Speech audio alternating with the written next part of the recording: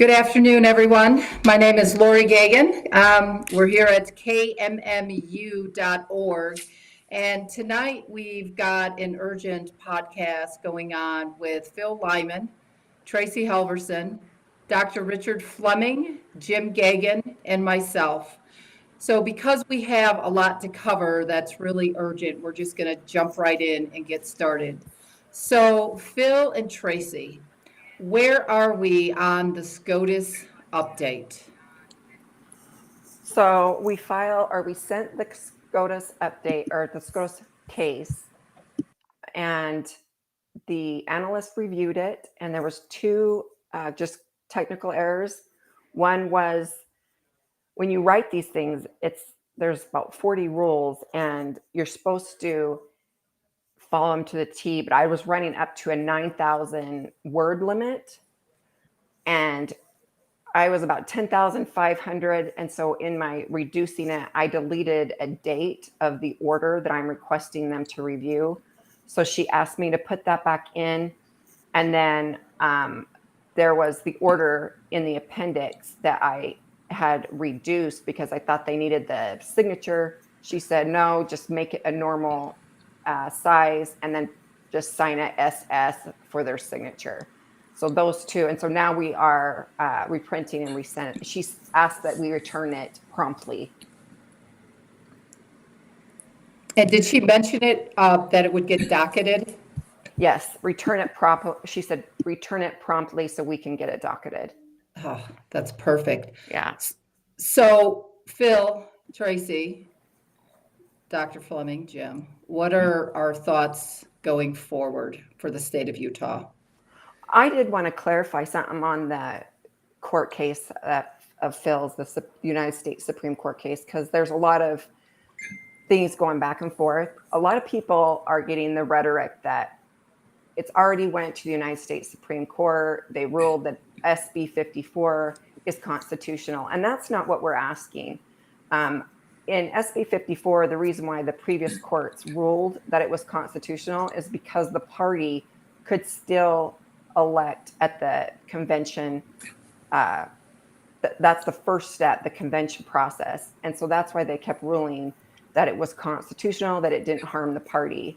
And so we're asking, did the Utah Supreme Court run afoul with their ruling of New York Board of Elections versus Lopez Torres? So that's what we're asking, because they're stating that you can force a party or a candidate to a direct primary. And as Dr. Fleming said on our last episode, it's already been decided that you can't do that.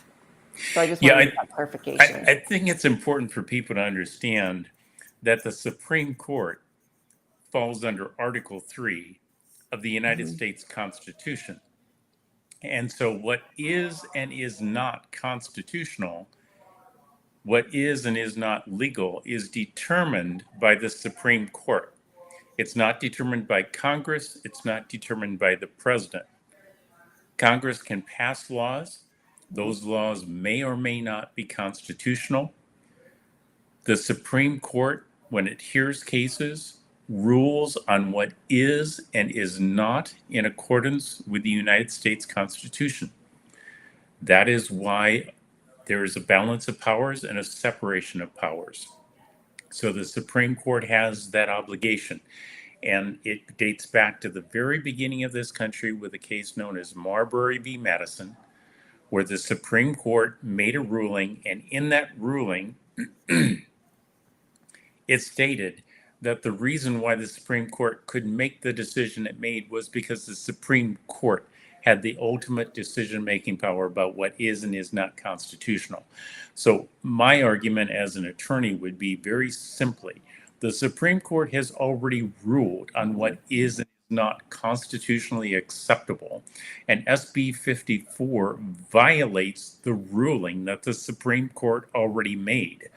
You know, if you want to tick off Supreme Court justices, this is a good way to do it. If they look at this case and they go forward with it, and you have a better than 50-50 chance, I think, on this, because your case is going to them and saying, listen, we're not asking you to do something new. We're bringing it to your attention that SB 54 from the state of Utah is a law that was passed in Utah that contradicts what the Supreme Court has already ruled.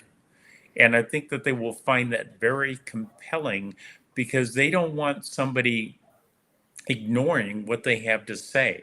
So it is incorrect for anybody to conclude that the fact that SB 54 is standing in the state of Utah somehow means it's constitutional. It just hasn't gotten to the point where the Supreme Court has basically said, listen, bear with me a little bit here, folks. You idiots in Utah, you don't get to change the rules that we make. We are the Supreme Court, not the folks in Utah. So, I mean, this is part of an agreement. This is a compact agreement, this constitution between the states and the federal government, and the states to join make the agreement. We'll go along with what the U.S. Constitution says. So, you know, there's an argument to be made here that says that the state of Utah has arbitrarily decided to break its contract with the federal government, which is a big no-no. So, Dr. Fleming, does there have to be a case in controversy for this to even be heard? I mean, if nobody brings it up, does the Supreme Court just say, well, if it's not a problem in Utah, we're not going to say anything about it? Or do they proactively do something on this stuff? Listen, the Supreme Court has way too much to be looking at, to be running Right. around to see whether people are violating the rules. I mean, one of the things that the Supreme Court, it gets to choose, and there were some decisions made where the Supreme Court was able to say, listen, we're not going to listen to everything that comes to us.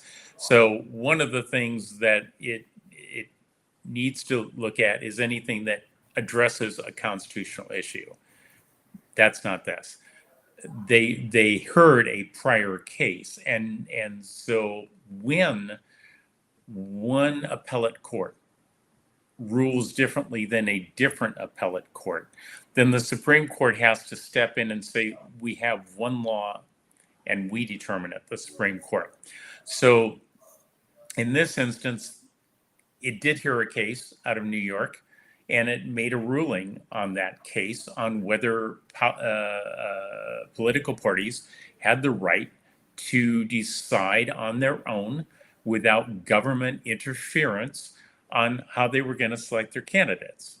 And they were very clear on that. But they don't go running around to say, wait a minute, we made a ruling. They don't run around to check and see if the children are behaving. This is kind of like, you know, sometimes parents only know that something's wrong with their kids when it's quiet. But you don't go running around to make sure they're not beating up on each other or following the rules. It's Right. presumed they're going to follow the rules. Right. And So this isn't, go ahead. yeah, there was a Utah took this to the Supreme Court back, I think it was in 2017. And apparently it got to the Supreme Court. They got a call from Governor Herbert, Lieutenant Governor Cox, saying, you know, this is not important in Utah. We would prefer this not be heard. And now I don't know if that's rumor, if that's true, but that seemed to have killed, because they spent $1 million, the GOP and other people that had raised some money to do this, and they got it to the Supreme Court. And then apparently the governor said, yeah, we're fine with things just how they are. So the Supreme Court just dropped it at that point. And I don't know if that's totally true, because the question that was asked was not something that they would rule on, because at the convention process, and as Spencer has put out on the internet, that you can still be elected at the convention level. And so the way they applied it, she just forced a direct primary. It violated section Utah Code 28.4 So it or violated 29.407. Yeah. Yeah, and so you could still get elected at the convention level, but the way they applied it was wrong. And so, like Dr. Fleming said, we're not asking if it's applied wrong, because they determined already that that's the way they're going to rule. They're going to force you to a direct primary, but there's already been a case that says, no, you can't do that. So the law does say you can still get elected at convention level, and Spencer knows that. He's put out a video of it. It's Right. probably why he's Right. nervous. And let me ask, so the original guy who wrote the bill back in 2014, where's he at? Oh, he's my senator. And he claims that the reason why he wrote that and negotiated with Count My Vote was to save the caucus system, to save the convention system. He did.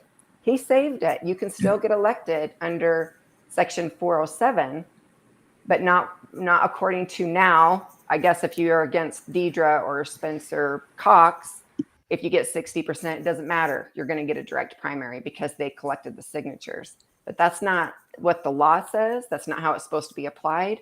And if you are going to force that, then like Dr. Fleming said, it violates the Constitution, and they've already ruled on it. Who's your senator? Dan McKay, Mm. Riverton. He was in the House at the time, and the Senate sponsor was Kurt Bramble. Yep. And I've talked to both of those guys, and both of them have said, this did not go the direction that they envisioned it going. Neither one of them are opposed to SB 54 being challenged. Senator Bramble said, "I'm not ashamed of what we did, but it did not work out the way that we envisioned it." And so there's not a lot of opposition to taking this on. And yet I think it's more about timing, and there's certain people that want credit for taking down SB 54. So when someone like myself comes along and we do things that, shed a bad light on it, I think they're like, "Oh, hold on. We're going to address this next year." And that's really where we're at right now, is if you've got the powers that be that could do something, could speak up on this, that are saying, just hold on. We're going to come in, in 2025, boy, you're going to see us really take down SB 54. They won't do it now.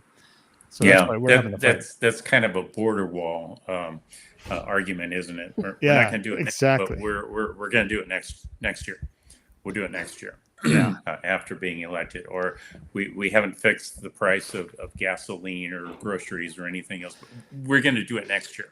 We've had 3.5, almost 4 years to do it, but we're going to do it next year. Well, always, especially in an election year. That argument never pans out. Thank you. I mean, I would argue for anybody to present me a situation where that argument has ever followed through and people have corrected the problem.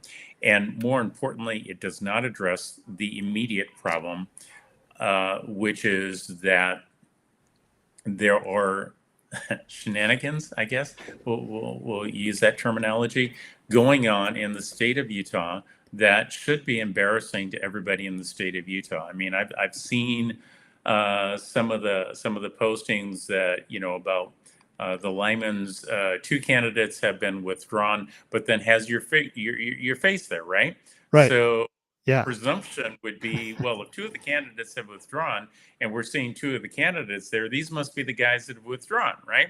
I mean, that implication is dishonest in itself. And by the way, I want to point out, because I brought this up earlier on Twitter, that if you are an attorney, you're an attorney in the state of Utah, and you are aware that professional behavior by an attorney violates the conduct expected of an attorney. Under the American Bar Association Rule 8.3, you are required to report that professional misconduct to the Utah Bar Association. So any elected official in the state of Utah, or any attorney listening to my voice at this point in time, what we have talked about on the last session and this one is professional misconduct, unethical behavior, and I would argue at least on the part of Governor Cox, who is an attorney. And it is your responsibility, if you are an attorney in Utah, to report this to the Bar Association in Utah. You're not making the decision for them. That's the bar's responsibility. But you are professionally required under the American Bar Association Rule 8.3 to report such professional misconduct. Okay. So we actually filed a cease and desist letter with KSL. They're the ones that, and that's the, you can see that's the letter. Two candidates withdraw, and they said, oh well, the article was clear, and the pictures aren't part of this. So they came. The attorney came back to us just this afternoon, actually about 20 minutes ago, and said, oh yeah, no, we're fine. We can put whatever picture we want. So. You know, that really sounds like the stupidity of people who used to tell me they read Playboy for the articles. Yeah. And you know, and didn't look at the pictures. The article was clear. The whole thing is, yeah, I've never understood, you know, a picture is worth 1,000 words. And to say that the picture is not relevant is to say that 1,000 words in the article isn't relevant. I don't know how many examples I need to come up with. Thank you. I feel that this is ridiculous to have to come up with this many examples, but when you can just, show me something, and there's example after example. Something is rotten in the state of Utah, folks, and it's your responsibility to address this. It's your responsibility to call it out. It's the media's responsibility. It's ABC, CBS, NBC, MSNBC. It is One America Voice. It is Real America's Voice. It is every news agency that's out there that has a responsibility, if they want to consider themselves journalists and responsible for reporting the news and being responsible for balancing what's going on in the Republic. They need to be talking about this. They need to be addressing this. And I think there's a serious place, you know, Tracie, when you get this back to the Supreme Court, we've talked about getting an injunction there to call for an emergency injunction, because it's very clear that the voters in the state of Utah don't even know who's on the ballot. Agreed. Who's up for election. And you cannot make, I mean, we went through the last 5 years of everybody complaining because they were being vaccinated without informed consent. Well, I would argue right now that the voters of Utah are voting without informed consent, knowledge of who's actually on the ticket. And you'd think that would be like Deidre, Henderson, that would be her responsibility to inform the clerks on what they're supposed to be training their people with that are working at the polls. But if those people don't even know, and we've seen like many Instagram posts and other posts right now where they're saying that, oh no, Phil Lyman's not running anymore. I personally got a text message the other day and I'm like, what are you talking about? We've got about 80 of those just that we've collected of people that have sent them to us, and the media is just pushing this narrative. They're pushing it and pushing it and pushing it. On this case that went out, just to back up a little bit to the Supreme Court case, the other thing that Brian Schott, independent journalist, now has been out, saying, their case was rejected by the Supreme Court. Another big loss by Phil Lyman, and it's just. The media is constantly pushing this narrative, and my big plea, being in the legislature, is going to legislative leadership, who a bunch of them are attorneys, and saying, "Am I the only one that cares about integrity in this whole system? Are you going to do something?" We finally got the legislative audit on the signatures, which said that Cox didn't get his signatures, but it is so incredible that the media and the judges, the courts, the legislative leadership, the lieutenant governor, who is supposed to make a decision on this, they're so lockstep with each other, and it is a secret combination. It is a cabal, a syndicate, whatever you want to call it, and they are so organized, and the media is just right on board with it.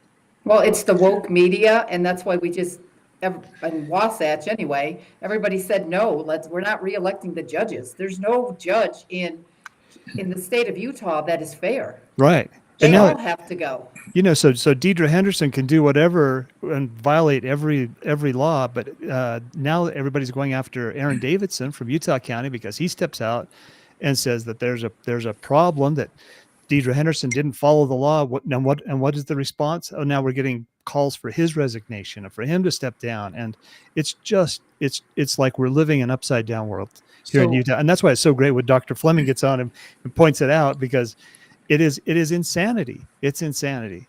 So for those of you who don't think it matters that the news is being somewhat dishonest. Leighton, can you pull that post up, that picture up? I did a quick search for Yep, let me pull it up. What was going on, and there was a person that goes by Corn Camdy on X, and what she said was, "My sister and brother-in-law thought Lyman dropped out. Is there any avenue to sue KSL and Deseret News?" And if you read the post, this person literally believed that they didn't want to vote for Cox, but he's not the best, but he's not the worst. Don't write in Lyman because he dropped out. And then someone responded and said, he didn't. The news made it sound like he did, though.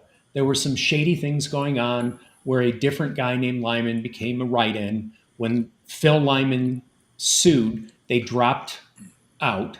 KSL, Deseret News both worded their articles to make it sound like Phil Lyman dropped out. And their response was, no way, that's crazy. But that's a wasted vote for both of those people that wanted to vote for Phil. But because of the shenanigans that are going on in Utah, it doesn't happen. Hey, Leighton, can you pull that video up real quick? This is one of my favorite videos. I think this was Mine too. or Lieutenant Governor Cox discussing how you become a GOP, the nominee. So if I get 60%, I'm on the ballot. I don't have to have a primary. The rest of the Republicans in the state, 700,000 county, but statewide for Republicans, and I think it's the same for Democrats. If you get 60% of those delegates, you're the nominee, period. End of story. Okay? That's it. That's it. I mean, our governor currently is literally defending the fact that if you get over 60%, and remind me, Phil, what did you get at the GOP convention? 67.54. Yeah, so that's way more than 60. Yeah. You know, these are the types of things that if you have a conscience and a backbone, you can't let it stand. And when people tell me, well, you know, there's a lot of confusion and I'm just going to vote for Cox because I'm afraid that King will get in instead of Cox if we split the vote, I got news for you. Governor he, him pronouns might as well have a D next to his name as opposed to an R because he's a rhino. He's a Republican in name only. And Jim, who is it that makes the decision to put him on the ballot? It's his running. His running mate. His running. Yeah. His running mate. The very person that we're running against. They're on a single ticket, and that's after she said she's going to sequester herself from anything to do with this race. Greg Bell is going to be contracted to handle all of it. No one has seen or heard a peep out of Greg Bell. So it's all just a show. It's all just a fake election. You know, a fake candidate. It's bizarre that we're even having these discussions. And like you Phil, say, who is Greg Bell for those people who don't know who he is? he was lieutenant governor with Gary Herbert before Spencer Cox. So and he's hardly what I would say independent, but he was contracted supposedly, and but yeah, he was former lieutenant governor. But he said nothing. He's been nowhere on this, and this is I put out a thing. He said in one of my videos said, you know, we haven't seen anything from Greg Bell. This would be the one action that he could take is come in and say this ballot was a counterfeit ballot. It needs to be redone. We need to redo this election. And Spencer Cox, that video that was just shown, that confirms that the law still allowed for somebody to be elected at under the convention system. He still believed it when he was lieutenant governor. That's why the courts ruled that SB 54 did not harm the party. But now they've decided, oh no, that's not how it works. Well, if you're going to apply the law that way, then it's unconstitutional because you can still be elected. Well, I think the important thing is the level of inconsistency going on. Mm-hmm. And I think that that's the type of thing that the Supreme Court looks at, in addition to the fact that it's already done a ruling, right? And the New York case state's exact opposite of SB 54. The federal government has long held, the Supreme Court of the United States has long held that if a law is passed and the Supreme Court makes a ruling on it, then the only way to move forward if the legislative body wants a law, is to take into account what the Supreme Court said and apply that to a new law so that it becomes constitutional. In this instance, the state of Utah just didn't even care. I don't know if the perspective was you're way out west and the East Coast will never pay any attention to you, but it really is kind of like the petulant child who's decided to pull his sister's hair because his parents aren't looking to see if he can get away with it. I mean, the number of analogies that have come to mind listening to this are all these family misbehaving type behaviors. You know, like I said, the last time we did here, this is much like a very bad family reunion where the drunk uncle shows up and embarrasses the family, and then the family has to live with it afterwards. And most of the time, the family's not happy, but they try not to deal with it. But, you know, sooner or later, the drunk uncle keeps showing up and somebody gets really hurt. And then everybody wants to blame everybody else for not having solved the problem. Well, in this case, Mr. Lyman's stepping forward, Tracie's stepping forward, you know, the Gagans are stepping forward in Utah to try to make people aware of what's going on in the state. And I can definitely tell you, looking at the Twitter account and the people that are responding to it, there are people in the state of Utah on my Twitter account, of all things, that are upset with what's going on in the state of Utah. So I think you have a better, go ahead. Oh, you can finish. No, I think you have better than 50-50 chance of the Supreme Court hearing this, because, you know, Gorsuch, who's your Supreme Court Justice for the 10th, is not going to be pleased to be notified that the Supreme Court's being ignored. And the state of Utah has just decided to run amok. So SB 54 clearly cannot force a convention winner to the primary, but apparently they did. Mm-hmm. Yes, it cannot force a clear winner to the primary because that's the internal proceedings of the party, and the lower courts kept repeating that when the other two cases went forward. But they didn't know that apparently Deidre will just go ahead and force you if she's on the ticket, and you have to have a second chance at winning. And Justice Scalia said in the case of the New York Board of Election versus Lopez Torres, he said, yeah, you can put rules around a state direct primary, but to force a candidate to a direct primary, or even a party to a direct primary, turns the First Amendment on its head. And so, according to all the previous rulings, SB 54 did not force, unless two people emerged out of the convention. That's how they've always ruled. Do I think the two people emerging out and adding more people to that? Yes, I still think that's wrong too. But our main focus is 60% or more. You cannot force a primary.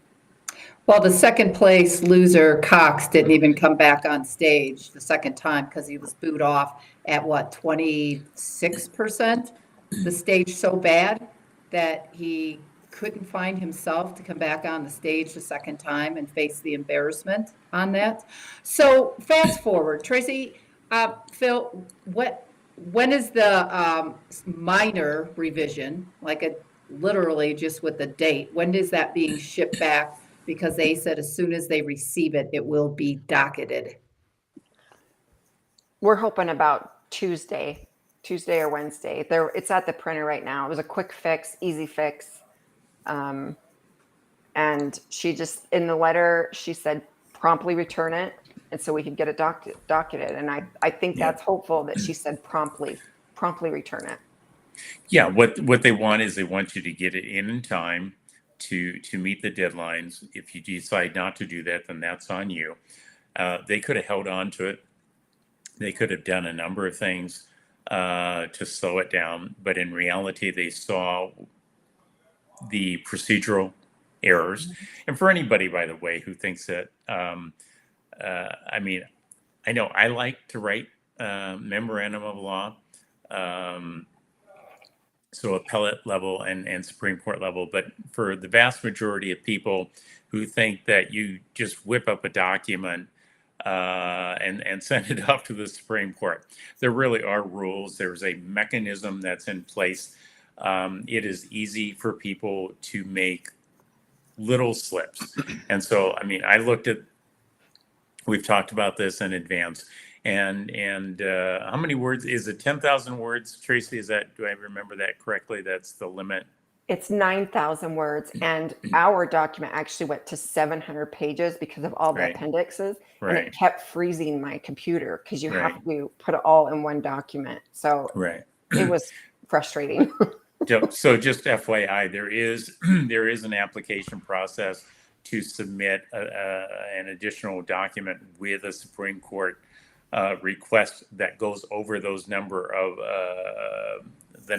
of words, but you have to stipulate why it would be important for you to do that. It's very easy to miss a little thing, and all the Supreme Court said then was, listen, we have to have the exact date in the document so we can prove, if anybody asks, that you submitted it within the number of days that was required. Here's the date. Here's the time we docketed it. You made the I think it's 60 days if I remember correctly, but I know there's other rules for different documents. Yeah, that was a minor glitch for your person, whoever that was, that news media person, to make a comment that says that the Supreme Court said that they rejected it. That's not only bad journalism, that is misinformation. Yeah. In a day when I hear so much nauseating material about people in medicine and science providing misinformation and how terrible that is and how we have to hold them accountable, there's a real problem there, because I have to ask, how is it that this news media person was even aware that the Supreme Court returned a document to be fixed for what would easily be called clerical or procedural errors? Minuscule to most people, but critical to the number of rules that the Supreme Court has. I'd like to know how this guy became aware of it, and I'd like to know how he made that interpretation. And since I'm guessing that Tracie and Mr. Lyman were not the, I can only presume, because the Supreme Court didn't tell him, that the defendants notified the news media and gave an interpretation there which he went amok with. That's not news. That's misinformation. And I think there's some real concern that the people of Utah should have for that news media network. And It's not even real journalism. So then what are the next steps? Obviously, you're sending it out Tuesday, and then the election is Tuesday. So let's just say, by bad chance, that second place loser, Spencer Cox, gets the votes, and then SCOTUS picks it up to hear the case. What happens then? Well, my understanding, Dr. Fleming can probably speak to it too, but if it, so say who Lyman comes in second, say Phil comes in second. If Phil comes in second, it wouldn't really change the outcome if then they would just say Phil's the elected person. But if another person comes in second place, according to our Utah code, it would have to be set aside because it would change the results of an election. And so it just depends on how the election comes out. We all know that they're going to have Cox win this, but Dr. Fleming, did you have anything to add? Well, I think it's really going to, if the Supreme Court takes it and rules on it, the answer to your question is what they say in the ruling. And they will undoubtedly address how it should be remanded back to the courts in Utah for being addressed. And with the emergency injunction, they have the potential to make an action at that point in time to literally do whatever the court wants to do. I mean, that really is the power of the court. We deal with this a lot, where there's the frustration about, you have to wait on the timing of the court. You have to, and their decision really becomes that final decision. The Supreme Court is the ultimate arbitrator in the United States of America for what is and is not legal, whether we like that or not. And every year we hear people's responses to whether they like or don't like what the Supreme Court rules on. And that's why they take so much time to rule, and why the documents are so long, because they're explaining why they've made this decision and what is valid about it, and how this provides consistency of law. So there's a wide variety of things that they could do. They could potentially simply state the election needs to be rerun with the legitimate candidates placed back on a ballot for the people of Utah to make a decision on. That is certainly one possibility. But we'll have to wait and see what happens with that. The other possibility is they decide not to. But I think there's a real question for the people of Utah to, one, become proactive and vote for Mr. Lyman to simply deal with the problem, which would allow the Supreme Court a very easy response of saying, okay, you've addressed it, but this law is not consistent with our ruling before, and it has to be stricken from the books. And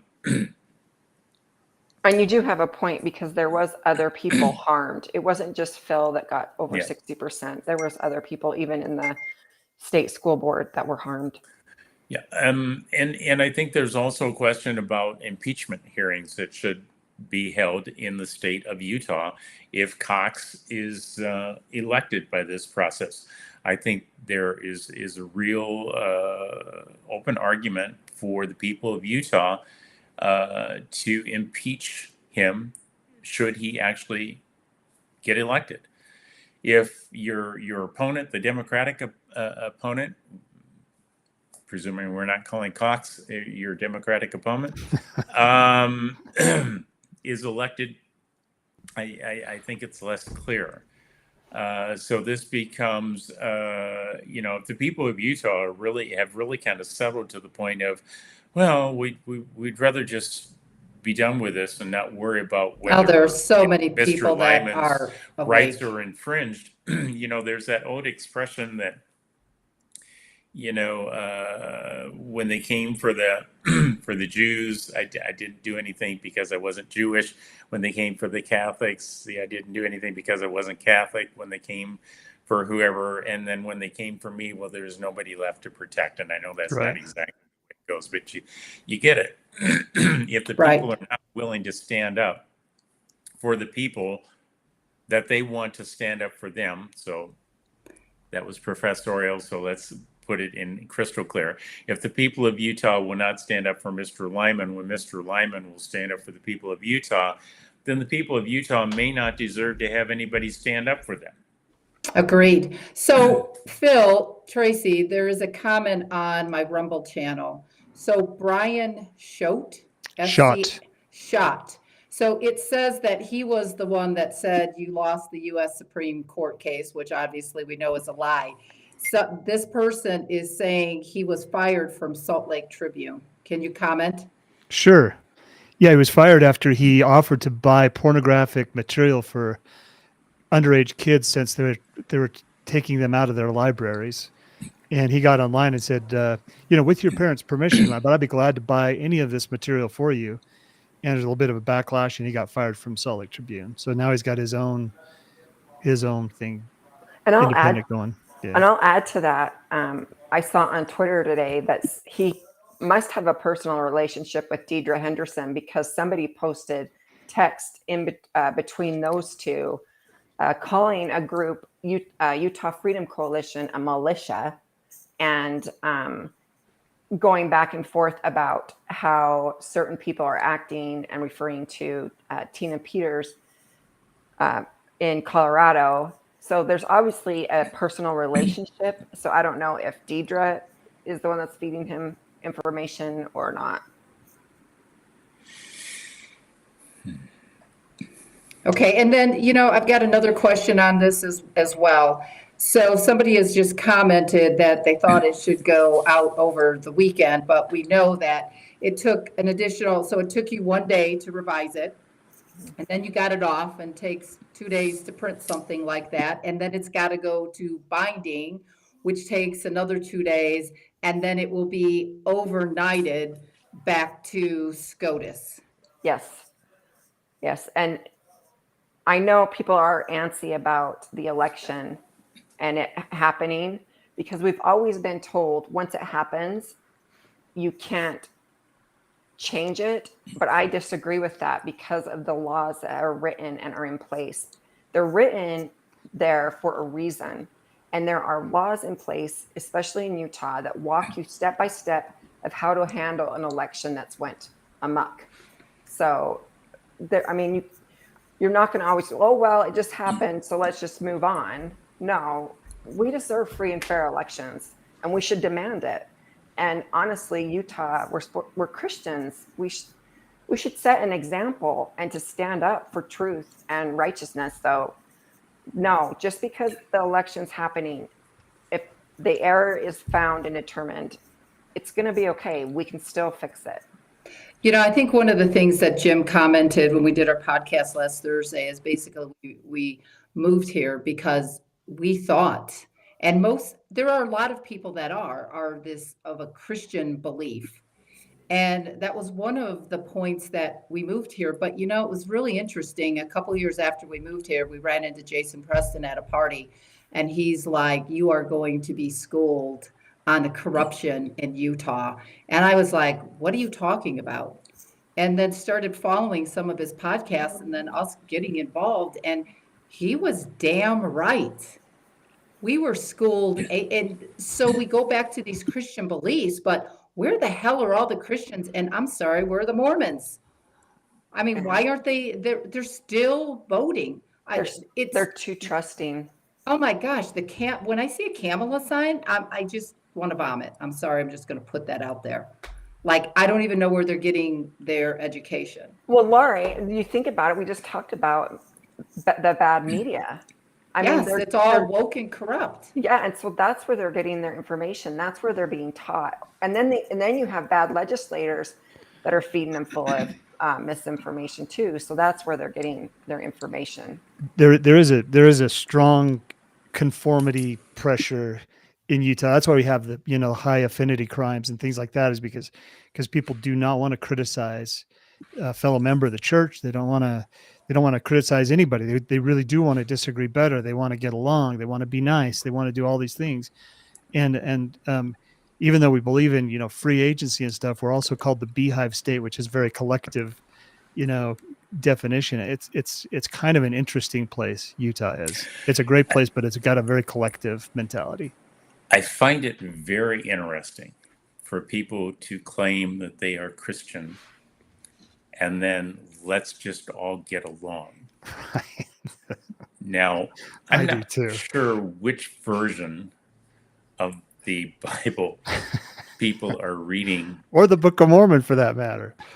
or the Book of Mormon, or the Torah, or the Quran, or any of these books, that you will find that the leaders that people claim that they believe in and follow said, oh, just go along and get along, or don't cause problems, or don't right a wrong. And I don't remember anything, at least in the Catholic Bible, or the King James Version, where it was implied that, well, we're just going to let it go. We're just going to let it pass and slide. It's too late to do anything about something that's going wrong, and we're just not going to worry about correcting it. I'm not sure which one of those chapters, verses people might be referring to, but maybe somebody has a better understanding of these texts than I do. Although I will tell you that I have a considerable theology library that I'm somewhat versed in. Why does that not surprise me? Okay, I have two more. I have a comment and a question. Somebody is asking, who files for Cox to be impeached if he gets elected in Utah? And they will push it as far as the law allows. And then there is another comment that basically says, if we had constitutional sheriffs, Cox and Henderson would be arrested for election interference. And she's got a valid point, because I'm uncertain on constitutional sheriffs in the state of Utah. So can we, for the person asking, how do they start an impeachment process if he gets in? What do we know on this? Well, typically what you would do is impeachment goes through your legislative body to impeach at the executive level. And before everybody starts going, well, there's too much corruption in our legislative body, that's that excuse approach, which I just think I cleared off the table here a few moments ago. So it will be the responsibility of the people to be annoyed enough with the fact that the people who got elected didn't care enough about what the people of Utah thought or wanted.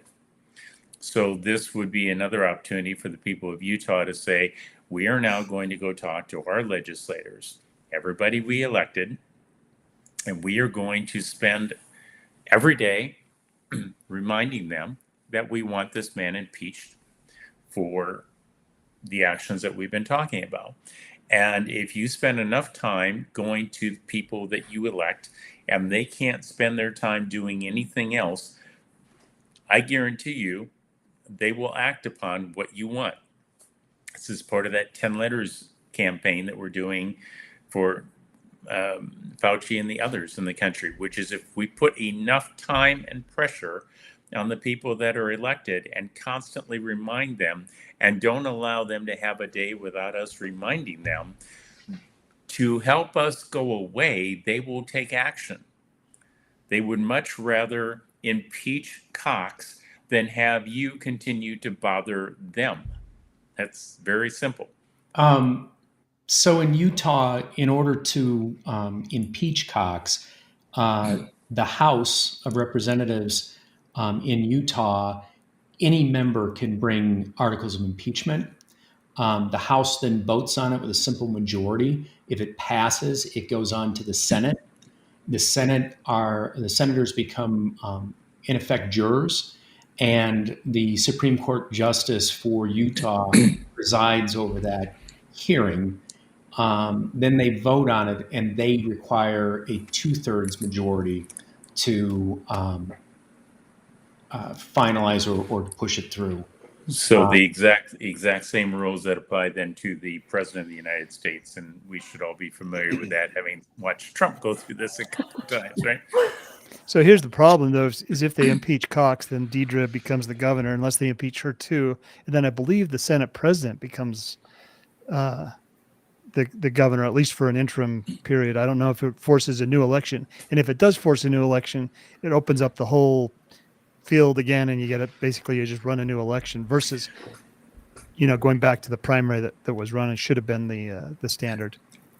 You also, Well- there's also a judicial removal. We have that process too. And that's what Phil has asked for in his petition to the Utah Supreme Court. So when it gets remanded back down from the United States Supreme Court, that could be handled there too. So Phil, when you're in office, would you consider a national holiday for Election Day? Somebody is asking. Well, yeah, I wouldn't have much say on the national side of it, but yeah, clearly, if we want to ever fix our elections, it's going to be by going to vote at the precinct level with the voter ID, counted at the precinct level on a single election day, maybe 2 days. And yeah, I would totally support making that a holiday. If the national holiday was there, that'd be great. If not, we could do a state holiday. Okay, all right. Yeah. So for time purposes, how do you want to wrap up? Well, I want to make two statements Thank you. completely unrelated to this. Number one, Tina Peters did her job. Thank you. And even Yeah. though the courts may have said whatever they said, Tina Peters did her job. I know Tina Peters, and she was railroaded by that. So hopefully when Trump gets in, that will be addressed. And number two, Mr. Cuban, be quiet. I was raised by strong men and women. My mother, my grandmother. Donald Trump has surrounded himself by a lot of very strong men and strong women. He's also surrounded himself during his first term with people that just stabbed him in the back and got out of it whatever they wanted. But you can see all these women coming up, standing forward, and pointing out that Donald Trump has embraced most of them with opportunities to develop and to support what they thought was important. I haven't seen Mr. Cuban surrounded by strong men or women. And I'll just say men and women because I don't remember seeing him surrounded by either strong men or women. So I think all he wanted to do was polarize men against women. And at this point in time, there may be a lot of people that are open to that, but I think there's also some very good, strong men and women who aren't open to that game. And so I wanted to put that out there, one, for Tina Peters, for the record, and two, on Mr. Cuban, for the record, because people don't need to know who celebrities would vote for. This is nonsense. Just because you're a celebrity doesn't mean that your opinion matters more than the people listening to this program or are actively involved in anything else. And to listen to somebody because they're a celebrity is foolish, is foolhardy. You can make better decisions by talking to people that you know and are around you. But most strong men, and I think I'm a strong man, have been surrounded not only by strong men, but also strong women. And it's probably what makes us so charming. I have something I'd like to say before we get off. One is I'd like to thank Tracie for all her hard work and effort to, it's a pretty amazing thing. She's, looks like the Supreme Court of the United States is going to take up a case that she did pro se, which is amazing. I'd like to thank Phil for sticking to his guns and holding strong, because this is not about Phil Lyman anymore. This is about democracy and our freedoms as a republic to choose our leaders. They represent us, and it's we the people. So thank you for that, Phil. And then for everybody that's listening, write in Phil Lyman. He didn't drop out. He's still in the race. Send a message to all of the legislature that, hey, this is important to us, and we're not going to let it go. Otherwise your elections are over in Utah. They'll just anoint, like they just did with Kamala Harris. They just anointed her. She didn't get a single vote. She dropped out before Ohio. She didn't get, when she was running, she never even made it to Ohio. But she somehow is the candidate. So if you want anointings, great. We'll go back and pick a king, which apparently in this state would be Governor Cox. And he'll just appoint everybody. So vote for Phil Lyman, fill in the bubble, write his full name in so there's no confusion, and vote. And spread the word. Let your Yes. neighbors know, let your friends know, let your family know that Phil Lyman is in the race because he's not a quitter. You And know, he certainly isn't the second place loser at 67.4% at the state convention, I think. 0.54.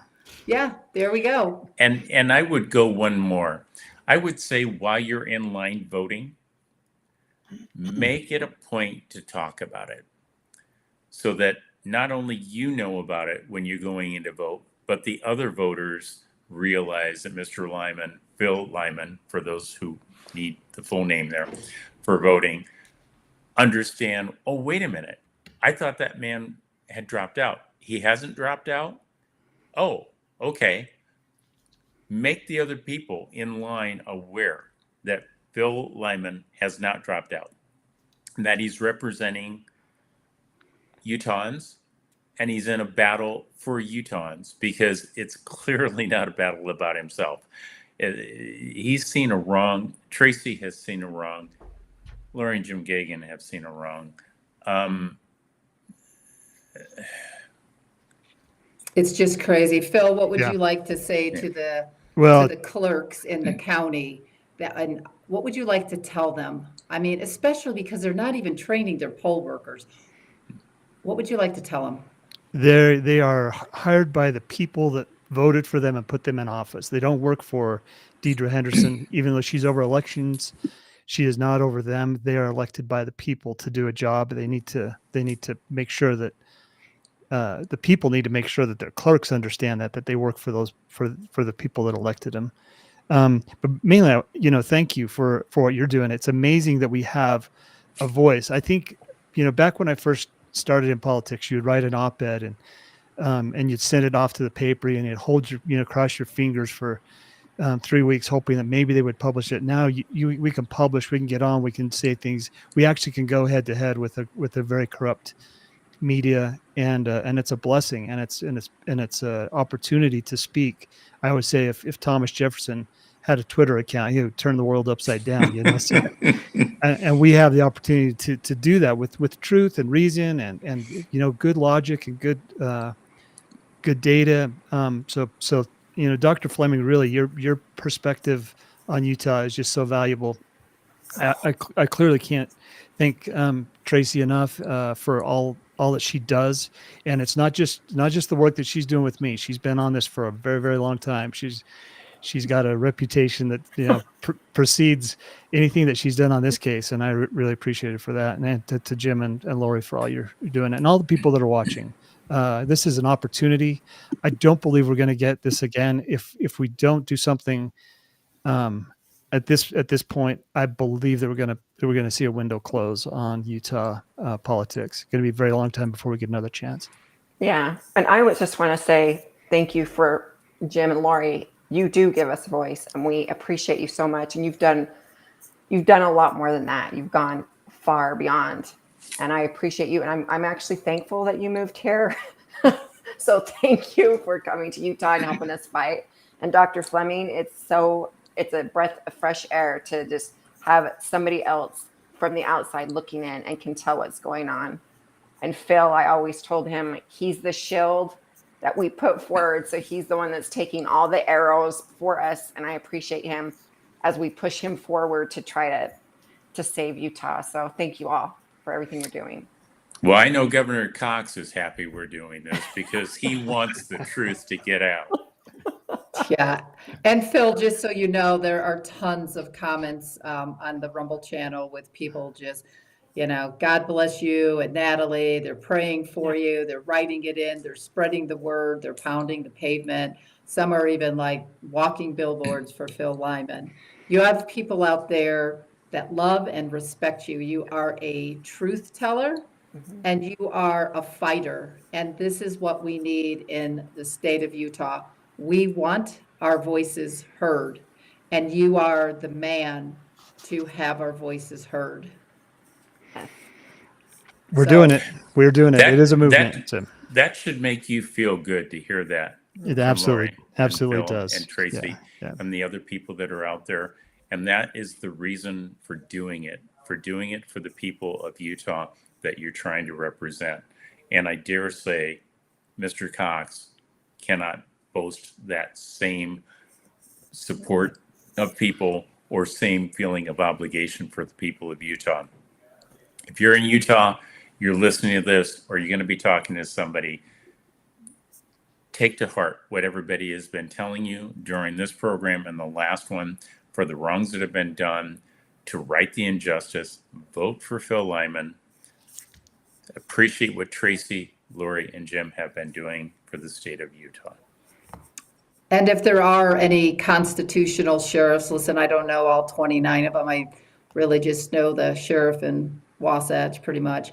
If there are constitutional sheriffs, you need to get a hold of Phil. You need to uphold the Constitution and what is happening in the state of Utah with SB 54 is not constitutional.